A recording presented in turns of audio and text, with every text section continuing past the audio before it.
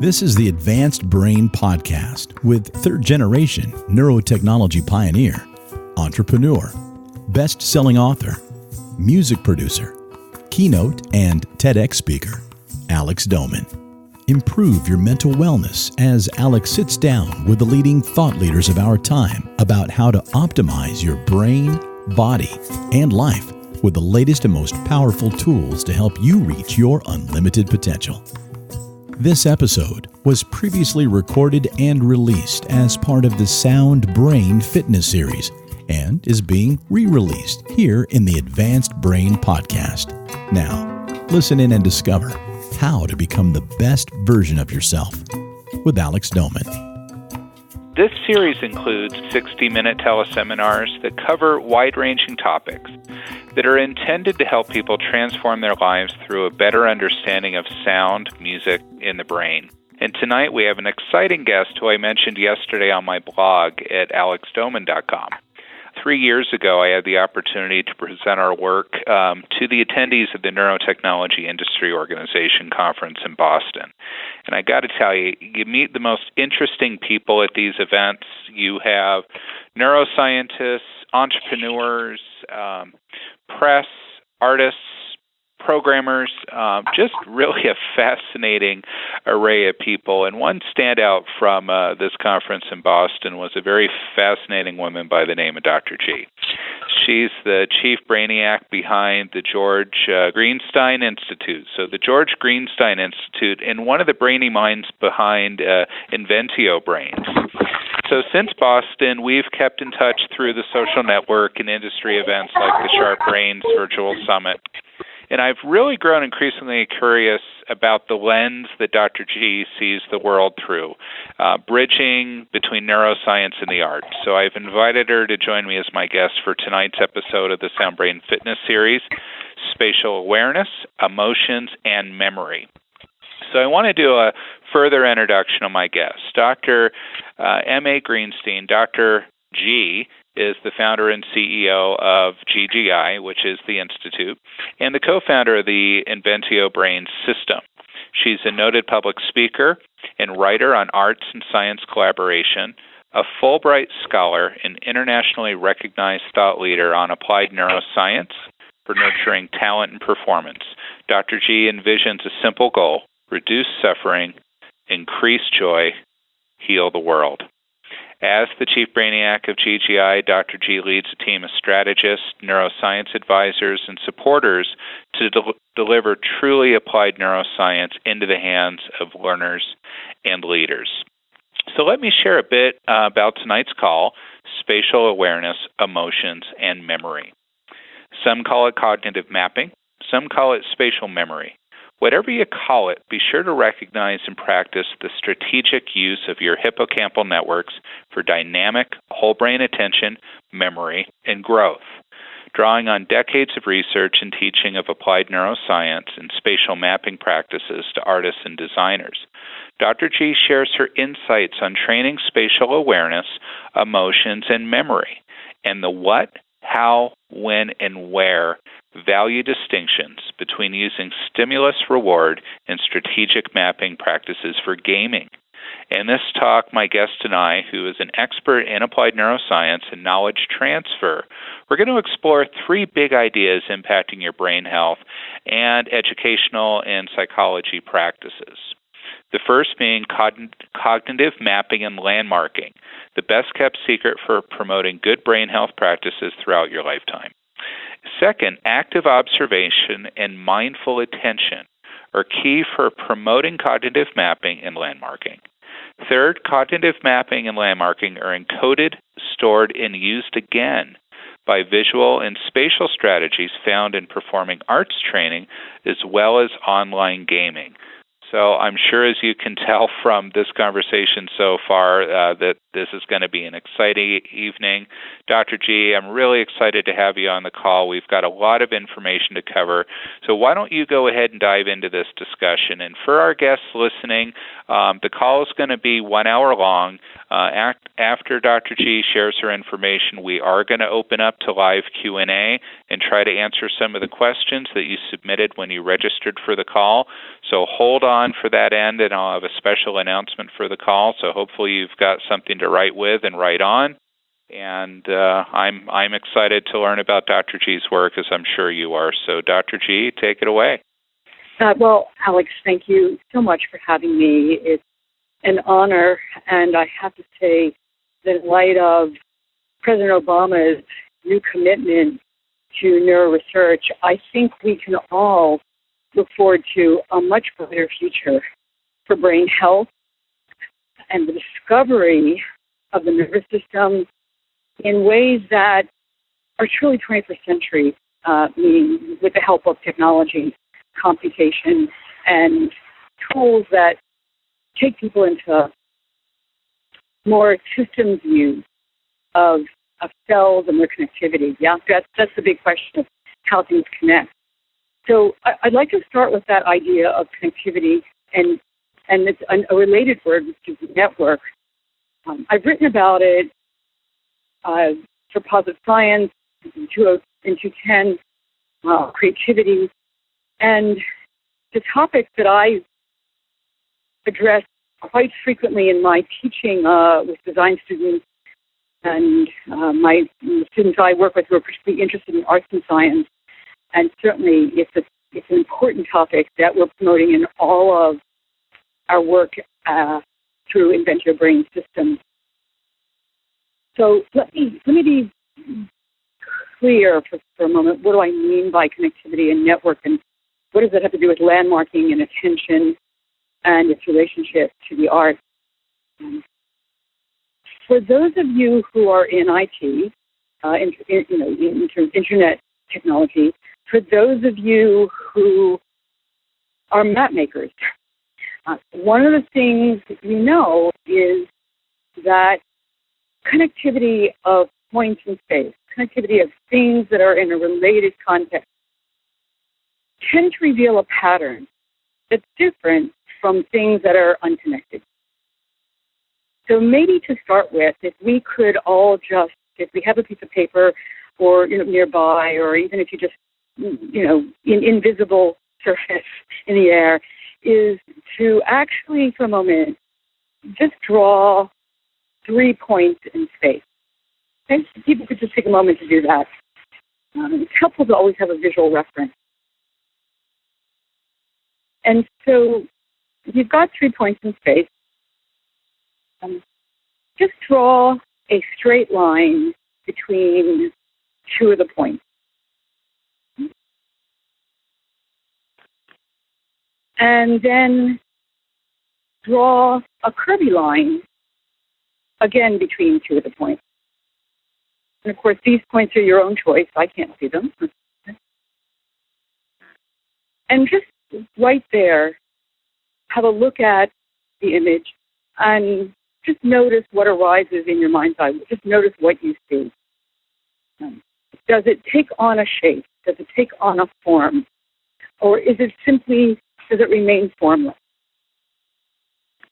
And I ask this question because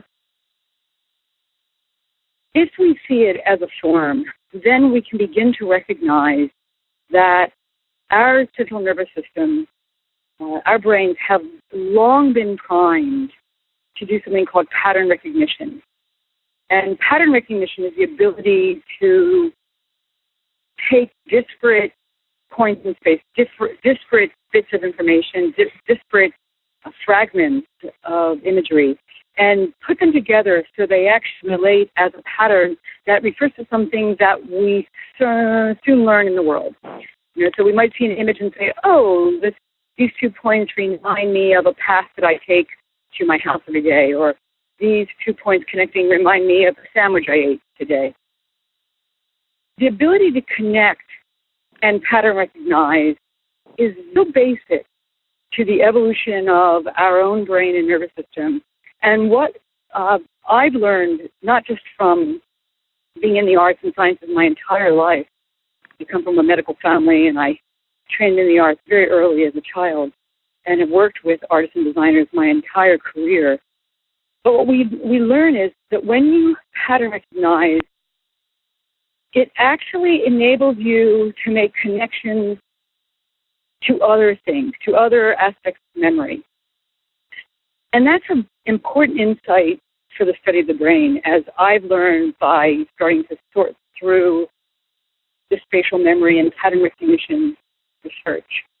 In fact, it's so profound, this ability to connect points in space and make sense of them as a pattern is so profound in memory that it's become a very strategic area of research, particularly for researchers like Dr. Véronique Bobo, who's one of our advisors for GGI, whose own, what she calls cognitive mapping or spatial memory research, has really pioneered the impact of pattern recognition on specific area of the brain that's known to be important for developing memory, for learning new things, for organizing the senses so that they are all connecting at the level of memory. And this area has been known as the hippocampus. The Latin term is for the seahorse, because it's shaped like a seahorse, as a region of the brain. And Dr. Bobo's research has pointed out that growth of the hippocampus is impacted by strategic ability to recognize patterns in space, specifically landmarks. So let's stop for a moment and consider what this means. So we started with just 2 points in space, or 3 points in space, and I asked you to draw some lines. Now, if that thing that you drew right now, if you could turn whatever you've drawn into a small icon that reminds you of something in the world. So if you have 3 points in space, it might, and you connect them, it might be that it reminds you of a triangle that's the shape of the roof of your house. Or you might draw lines in such a way that it reminds you of a pattern of material of a dress or a suit in your closet. Now, as soon as we recognize a pattern that, if you will, has a place in a meaning system, so that it's no longer just 2 points or 3 points in space, it's now a triangle that is connected to memory, to something you've experienced before. And you've experienced it before in a particular place. And that's the key word. You've experienced it in relationship to a place in space. That the ability to connect to our world through what's called landmarks. So the steeple of the church down the street, the actual street signs that have been desecrated by graffiti actually in our neighborhood. So we know the house that's by that sign that's been graffitied. Or we actually have a sense of that triangle related specifically to a sculpture that's in our office building, and we know that it takes us, if we look at that sculpture, it actually gets hit by the sun in the late afternoon, and it gives us a particular way in which we can remember our experience in late afternoon as distinct from the morning. Now you get to see how completely rich and complex memory is in relationship to space, to time, and specifically to our ability to map patterns that are in the world and outside our bodies. So I want to stop there for a second because that's a very big think, okay?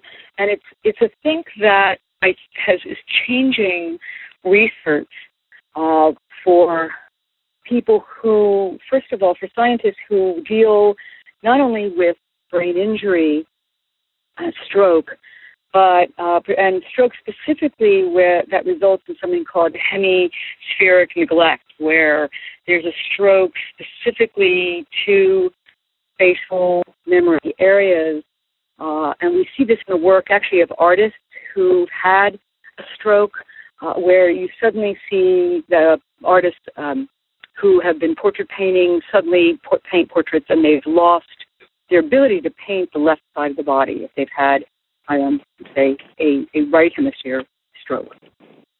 So this area of hemispheric neglect is a very important area. There's a lot of new research being done to try and understand how to retrain this from the standpoint of landmarking, of being able to know where you are in a particular place in space, the time of day, and the psychological narrative and memories that well up along this line. I want to mention that for the psychotherapists that may be on this call or the analysts, you may be reminded of either the writings of Nietzsche or Freud in terms of association of place. And I think this is important because we're learning now that memory is both neurological and psychological. And I wanted to just take a moment to mention that because when we're dealing with memory systems, you've got the entire 20th century or, 19th and 20th century that have been profoundly shaped by rich discussion about how do we remember. And you certainly have the history of cartography and the history of memory itself in civilizations that go way back to suggesting techniques for how to remember. And I'm pointing here now not only to Freud's method of getting people to remember, but even the ancient Chinese who used memory palaces as ways to try and construct memory through rooms in a palace. So those of you who are interested in that sort of writing, you can go to a great book by Jonathan Spence called Matthew Rishi's Memory Palaces. It's a great book about the Silk Road and the Jesuits in China and discusses memory palaces. And it's, in fact, where we got the name for a camp that we're going to be running for children called Hippocampus Huts and Memory Palaces to target that whole idea of how to remember through space and through architecture. So at this point, let me stop and go back to get you up to speed. So I started to target the first question, which is spatial memory, specifically in terms of landmarking. How do we remember where we were in space through landmarks? And when you start looking at the research, there's something I think important here that breaks down in gender. If you go to Dr. Bobo's Memory and Motion Lab online, she's got all of her papers available for you to read. She's done several studies where it's starting to point up that gender is highly significant in spatial learning. And in fact, we see, if you start to read, as I have, through the distinction of learning and memory in children as well as in memory in adults, you start to recognize there really is a pattern where women and young girls do use landmarking significantly to a greater degree than men. And when landmarks are taken away, in one study that Dr. Bobo was working with, the women actually decreased in their ability to remember. We saw cortisol levels go up in terms of stress response to loss of memory, whereas the men seem to handle the removal of landmarks much better. And I want to mention, this goes back to research I remember as a young grad student at the Dancer, where we were taught in the language of that time that men seem to do better on context-independent spatial awareness, and women were more context-dependent. So you also see it in children, where at the age of 3, studies looking at young children developing visual spatial abilities, you see that young boys tend to show spatial memory skills first before girls do. So, and there seems to be a genetic basis to this in terms of the shaping of the hemispheres, what develops first in terms of handedness, those sorts of things. So now you've got this discussion of landmarking that's both conceptual and cognitive, but also neurological and with genetic implications and gendered implications. So that takes us to a second aspect, which I want to go to, and hopefully people are staying with me on this, is if we address landmarking as an idea and as a neurological skill set and as a gendered skill set, I think the first question comes is, well, gee, does that mean I'm destined to, be locked into some skill set? Well, no. No, and that's the beauty, of course, of education and of the neuroscience research. Let's go to this next piece then, because Dr. Bobo's research, and I think this is what is so significant, why I'm so excited to have met her at the Society of Neuroscience meeting where we agreed we wanted to work together. What distinguishes her research from so many people doing spatial memory research is that she's figured out it's not just that you landmark. It's that you're strategic in your landmark. It's strategic that you notice where you are in space. It's strategic that you remember experiences associated with the landmark. Because that has actual implications for the areas and the networks of your brain that you're going to use for memory.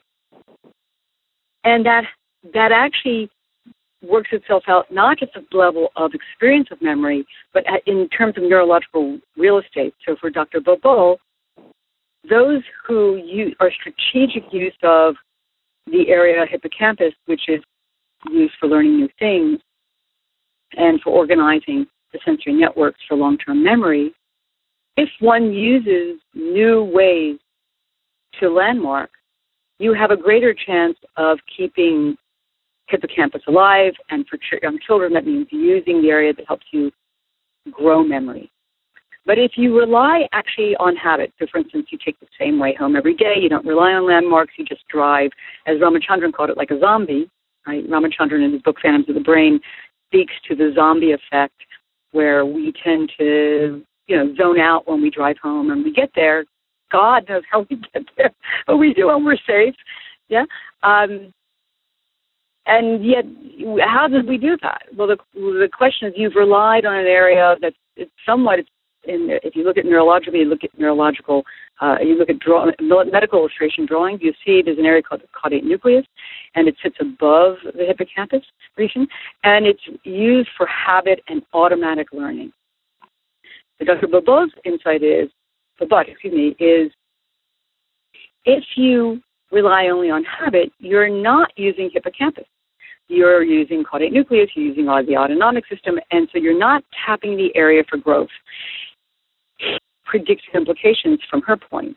When you don't grow hippocampus, you weaken the very area that has been shown to be first attacked by amyloid plaques that are the indicators, the biomarkers for Alzheimer's. And if you start looking at a large study done by Mayo Clinic on Alzheimer's, you'll find it's just recently come out, I think this year, you'll see that education, learning new things, scores very high as a predictor for preventative measures against hippocampal decay. Okay? Dr. Bobo herself has shown that using GPS systems, rather than using your good old-fashioned spidey senses and challenging yourself to figure out how to get and map your way to a space you somewhat know, as opposed to being completely, uncertain, that using GPS systems ultimately, as a habit, doesn't use hippocampus, weakens your ability to strengthen the very areas that are going to support brain health for later on. So now you're hopefully getting a picture that landmarking is simply not a fun childhood game or a dalliance of, cartographers in the world, but you realize now landmarking is strategic in figuring out where you are in space and tapping new ways to discover how to move through space with challenge and effectiveness. The term for this has not just been spatial memory, but it's also called cognitive mapping. And the term cognitive mapping, and so this is point 2, now to round it off. Point 2 is cognitive mapping speaks to the fact that we're using a cognitive strategy. So there's no area of the the actual brain and nervous system that is an area specifically assigned to saying, this is what you use for space. In the sense of, this is a visual area, this is a auditory area, here's your olfactory, here's your taste networks. Space actually, while it's been identified with hippocampal regions and the parahippocampal, it's a whole network out to the parietal lobe, which goes to the back of the brain, and even includes aspects of the visual, which we can talk about in relationship to gaming in a moment. So when you've got this whole memory network, this whole hippocampal network, what you've got now is a mapping system that functions at, and it's been called this, a cognitive level. It's a strategy that comes about by using it to create what neuroscientists have called cognitive maps. You can find this early on in the writings of Eric Kandel in his fabulous book called In Search of Memory, where he talks about all of the early research on spatial memory from England, John O'Keefe's research. And the term that the scientists decide to use is cognitive mapping, as opposed to simply saying this is a sense. They don't call it a sense. They said it's cognitive map because they're talking about a number of networks that are involved. They're talking about it also as an a priori system that comes with special cells even that operate to grid the world so that we don't see the world simply as a Chinese landscape painting, right? It seems to be without grid or traditional Renaissance perspective.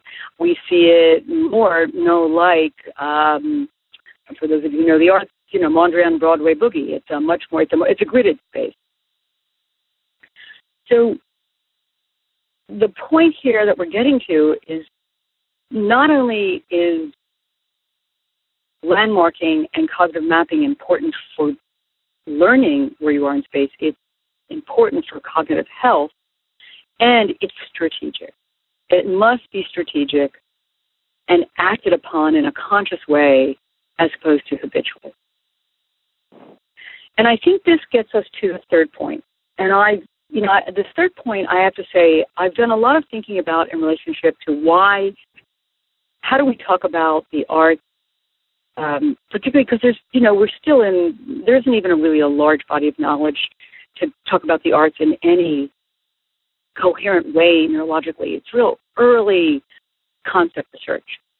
But we've had a long history of art, very long critical history of art. And we have a lot of psychology of perception that's gone on in the 19th, 20th century that reflects on certainly 500 years of our history in the Western tradition, where we're pretty smart. We can be pretty smart about what we can say about art, even though we may not have the neurological precision to describe all the mechanics of it.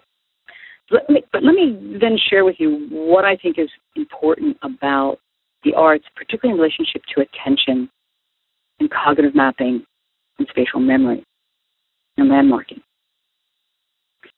And this really comes not only from my experience as a trained meditator early on in my dance training, but being trained as a dancer and working with young designers at ArtCenter College of Design and at Maryland Institute, and working with children who have been training them in neuroanatomy in 2-day camps and special expos. Kids always ask us, well, what do arts do? What is it that they do at the neurological level? And so we can put aside the word maps for a moment and just pick up that question. What do you think arts do? And, there's been writing by Seymour Zeki on this, and Ramachandran puts in his 2 points, and Jonah Lair, before he fell from grace, wrote about some things about the arts. And one of the things that has come out of my class, and I'll just share this with you. I haven't written about it, which I will, but I want to share this with you guys, early adopters of this and interested people who have dedicated to children and to discovering the power of the arts to help us. And here I think we want to talk about music, architecture, sculpture, things, dance, things and painting, which deals certainly with space, right? We're talking about, and even film, we're talking about the arts because they're so powerfully involved in using spatial memory cognitive mapping systems, and strategically so, is this question of attention and its relationship to the default system, which is our ordinary system of just a wandering mind, and the role the arts have in moving us from wandering mind to focused mind, or to deep focused mind, or to flow mind. Some of you may know that word. And I think this is significant. It keeps coming up over and over again, where we see that when people are involved in arts activities, and we just witnessed this at a science expo where we taught children about elephants' brains. We had young neuroscientists from UCLA working with young designers from ArtCenter College of Design, and we were at a science expo. We had 500 kids and their families coming by our table, and we taught them about elephants and the use of mirror neurons to create learning systems for their young, and we had them paint like elephants. We taught them how to paint like elephants. Elephants had learned from us, and now the children were learning from elephants how to paint. And it was so clear that the moment the children could start to paint, rapt attention. I mean, they had no problem with engagement. I wish we could remember this for our school system. And we gave them a light direction, like, imitate the movement we just saw. You see if you can paint the imitation, imitate the movement we just saw. And they said, well, do I have to? No, you can paint whatever you want. Yeah? Rapt attention. I'm not saying there weren't a few 6-year-olds that were spacing out and just smearing paint all over the paper, but, for the most part, we were watching them, and we had their hands tied like elephant trunks. We painted their faces, so we had a bit of an imaginative scenario going on. And it was, for me, another moment convincing me to say, when I've worked with artists, whether they're dancers or architects or musicians, engagement is not a problem. Maybe the children getting bored with this, their own work. Maybe boring teachers. Boring assignments. Kids that don't like foundation. But engagement generally is not a problem in the arts, nor is it a problem in gaming. If you've ever been to South by Southwest, you go into the gaming room, attention is not a problem. These kids are locked into the game. So I think in some sense, as you hear many times things said on calls, we're asking the wrong questions, we're not connecting the dots to the data, and we forget our heritage as children who played and asked and turned things inside out and loved getting our hands dirty. We trusted it. We did trust it as children, and we forgot to trust it when these more pressing questions of survival in social systems and economic systems became apparent. So attention here is very critical to spatial mapping and cognitive mapping because, in fact, if you're not strategically looking at the space you're in, if you're not using attention to notice the shape of the building as you would notice the shape of a sculpture in a museum or notice the shape of the sculpture in your studio, then you're not taking you out of your default system, which is simply a wandering mind that's just probing and looking for challenges that bring pleasure or pain and help you with survival. So what I'm saying here, as I'm thinking through and sharing with you some of the newest ways to articulate the arts and spatial learning, is that, sure, you can test now the ability to use spatial intelligence in relationship to recognizing planes in space. And this is a very popular thing for people training up kids in math to see if they can pass the spatial memory test. Can they distinguish a square from a pentagon? Can they tell a triangle and distinguish that from a circle? That's all very important stuff. But what I'm talking here about is something different. I'm saying that not only can they pattern recognize points in space that recognize a triangle and a square and a pentagon and a hexagon, and can they tell the distinction between negative and positive space, but can they do that in relationship to memory of experience? Can children relate that to things of discovery and experiences of engagement that become meaningful to them so that they go back, feel the challenge of it to pursue new reward and grow their brain?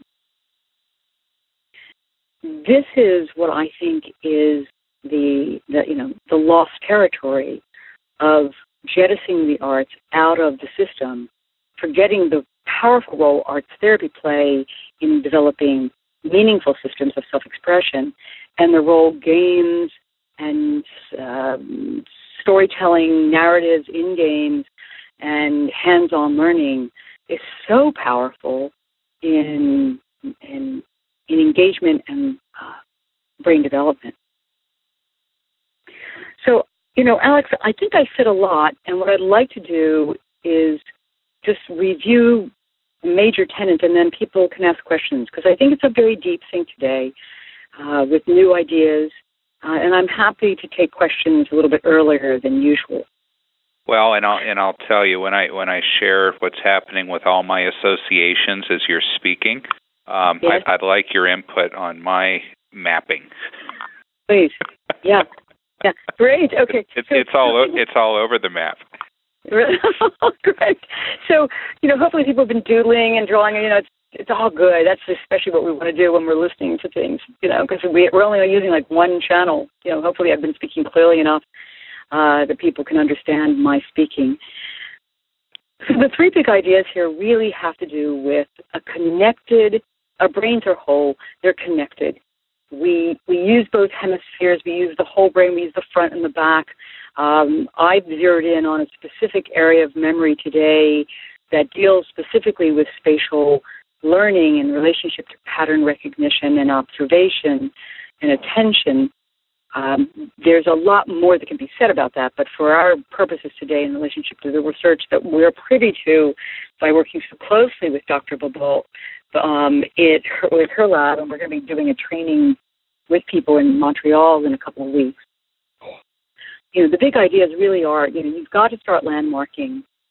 It's key whether you're male or female, but particularly to relate it to experiences, to grow memory. It's a very helpful system. And if you start looking at the brain games now that are coming out, whether it's Positive Science or Luminosity or Happy Neuron, you see that they focus very much on landmarking. Yeah?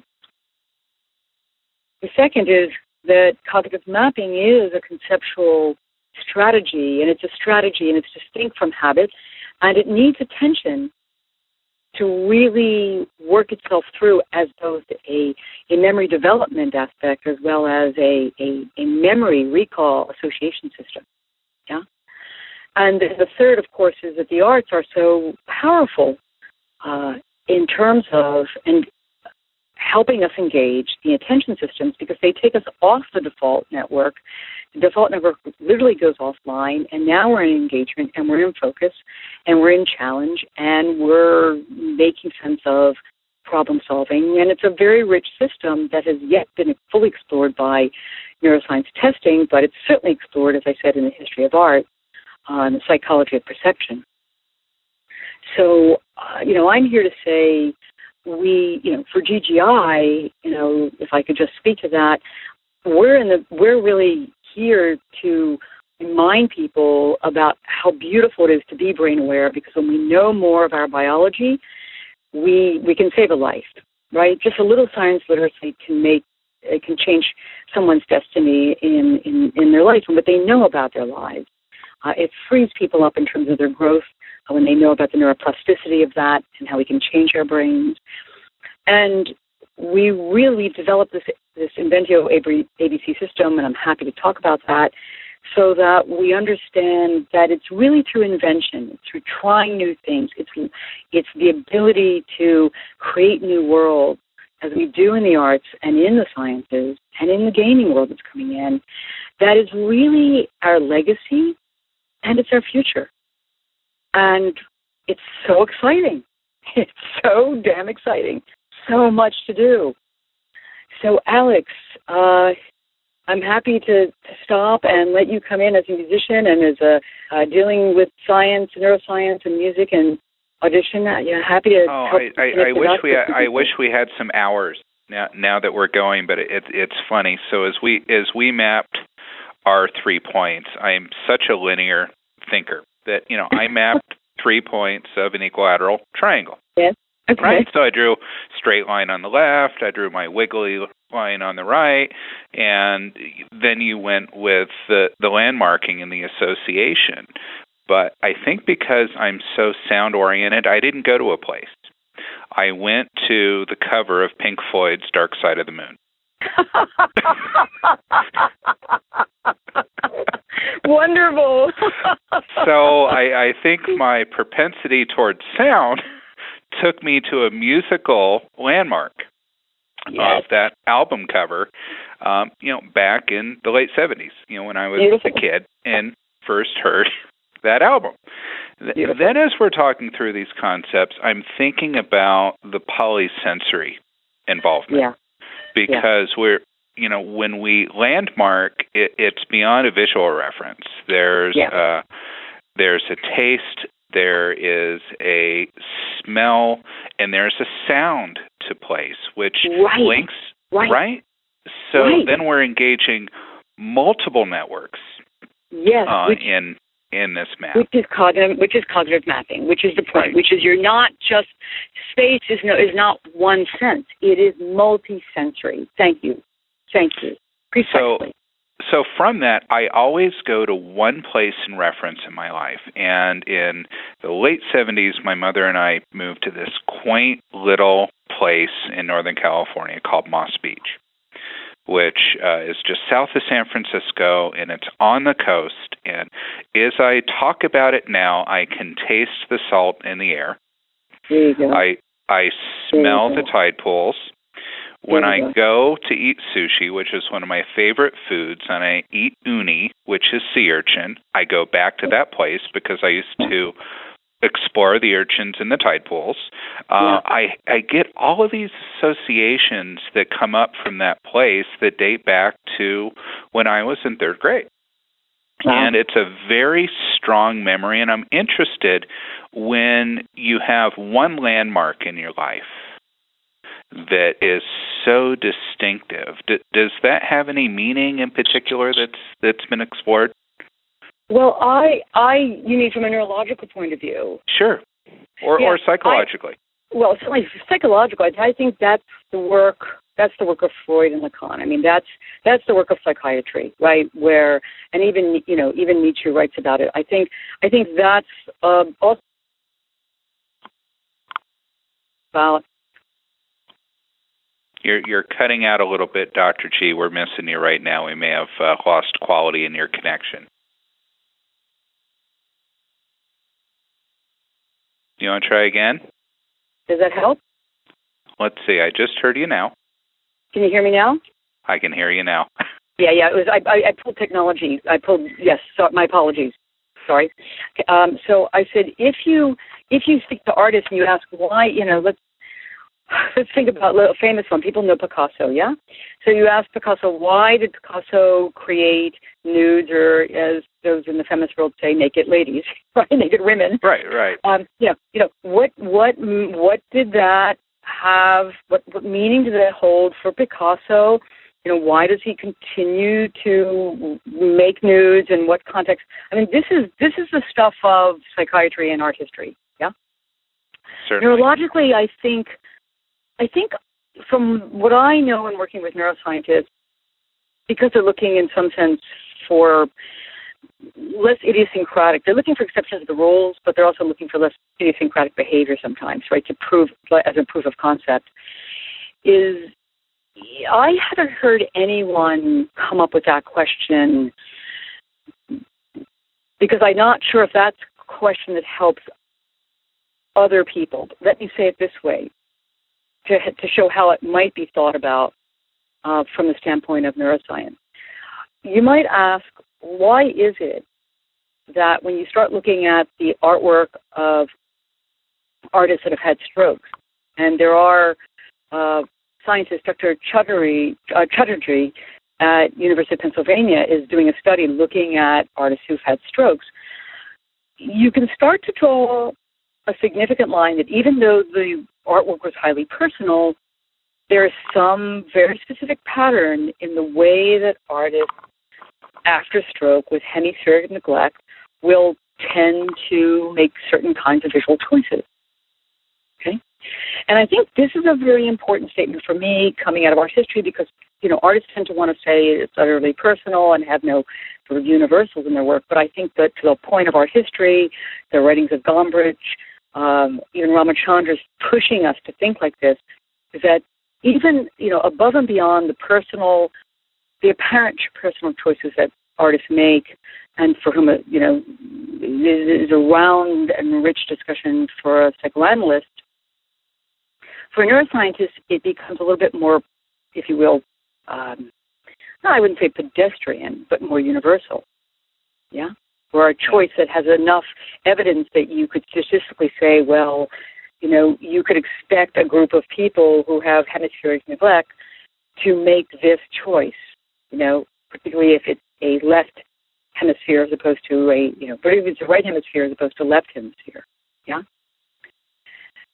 I hope that speaks to your question. Yeah, no, that's interesting, and I'm curious. In your work, I'm recalling a book. It's been 30 years since I've read it, by Douglas Hofstadter, Gödel, Escher, and Bach. Sure. Which would certainly seem to be a primer for this whole idea, and combining logic. Art, we think of Escher's, his wood drawings, and of course the compositions of Bach, and the common threads that these desperate but related, as I see it, through cognitive mapping, their ideas, their writings, and their music, all share this parallel. Yes. I think I really think you're onto something there, Alex. And I want to mention for people on the call, I want people to feel sort of excited about the idea that whether you're talking about architecture or music and math, you're seeing a lot of relationship now between the areas that are implicated. I've been very excited by the research that keeps pointing to the memory system from hippocampus to parahippocampal to the parietal that deals with spatial memory, cognitive mapping, and location of body parts and body maps and number sense. So now you've got this connection between the experience of a moving body, say a dancer, and number systems, muchness, the experience to remember 5 and its relationship to 5 points in space, pentagons. So you're starting to see now that systems in the brain get used for different kinds of experiences, but the common thread is spatial mapping, mobility. Yeah? Certainly. In time space, using multiple sensory networks to frame to shape and map the experience. So in our work at ABT with the listening program, we do quite a bit from the auditory standpoint to help train the brain's sense of time and place through sound, and we do that through a surround sound, multi-channel delivery of sound, so that what we're able to do is put the listener in themselves, if you will, and create a center, create a reference point. And that hook that they have, we call it home, and they can constantly go back to. And then we begin to teach them through multi-channel sound to begin to create points of reference beyond themselves. And this has become very important in our work with individuals with autism and quite a bit in cognitive rehabilitation, because often we see disassociation of a identity of self in relation to the environment. Yes. And that through sound, we built that bridge. We built that connection, and we see a generalization that occurs. So through sound training, through music, we begin to then see human relationship development and visual spatial relationships and self-organization and space organization begin to develop through that auditory channel.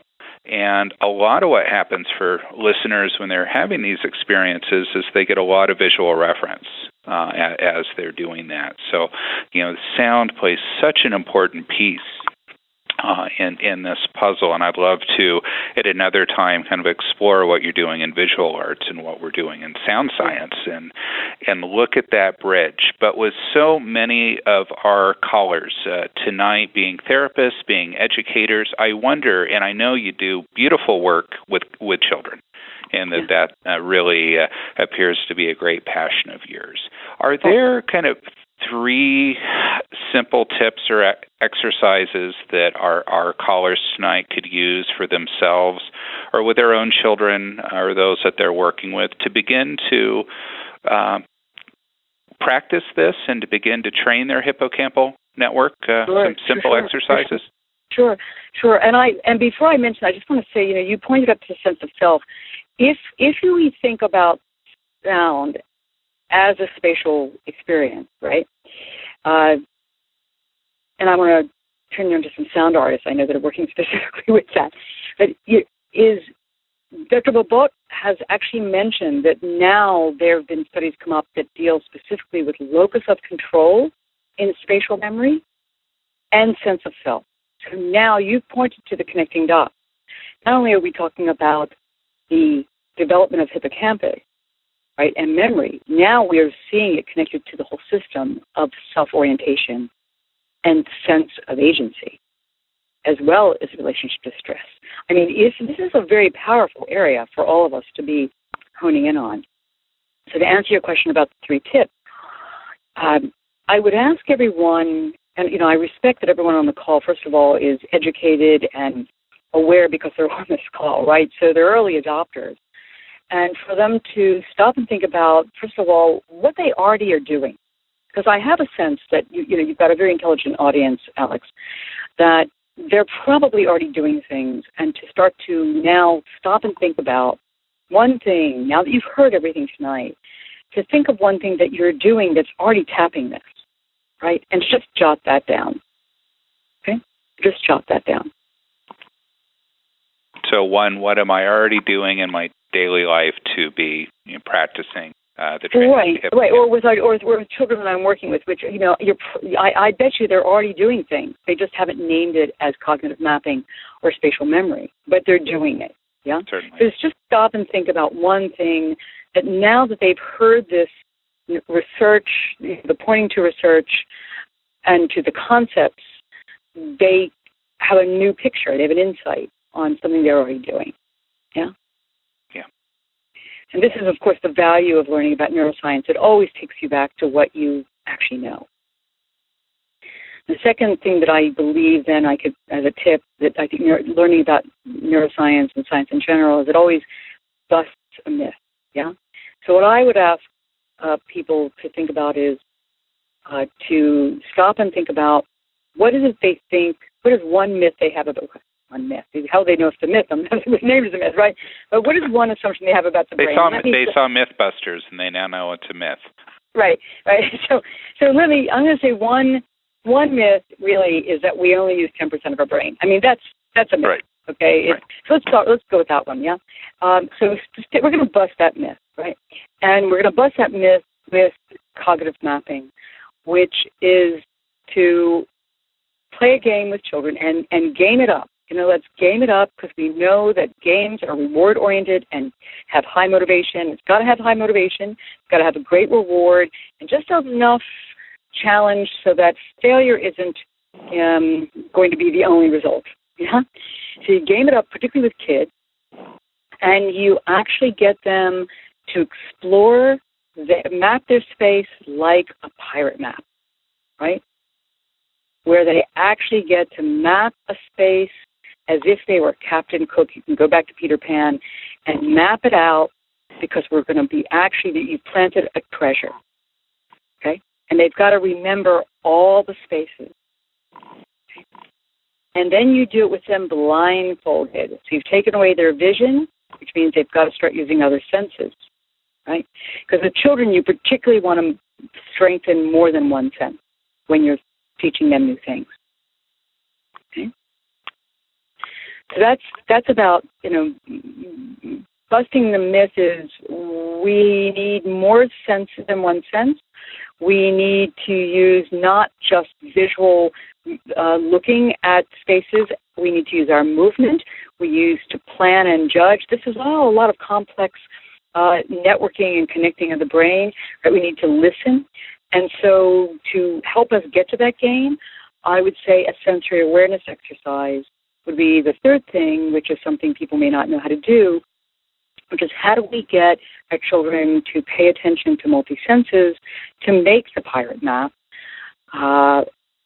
which is to simply, once again, game it up. Ask them first, how many sounds, different sounds do you hear, and make the sound, right? Act it out.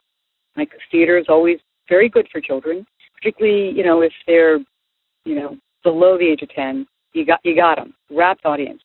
The closer you get to teens, the more you got to be, the more you have to be smart and figure out which mediums are the right way to work with teens. We find working, if they're after 8th grade, it's easier to use film and video because they're just social motifs, cultural motifs.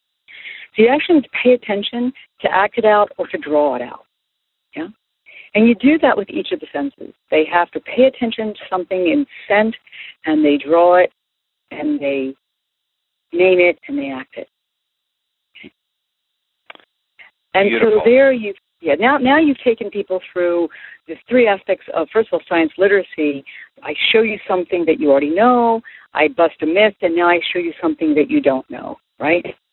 And you've got 3 tips that take you through a way to address children so that they have fun, they have reward, they want to be engaged, and they want the challenge, and they do want to use their imagination unless someone beat it out of them.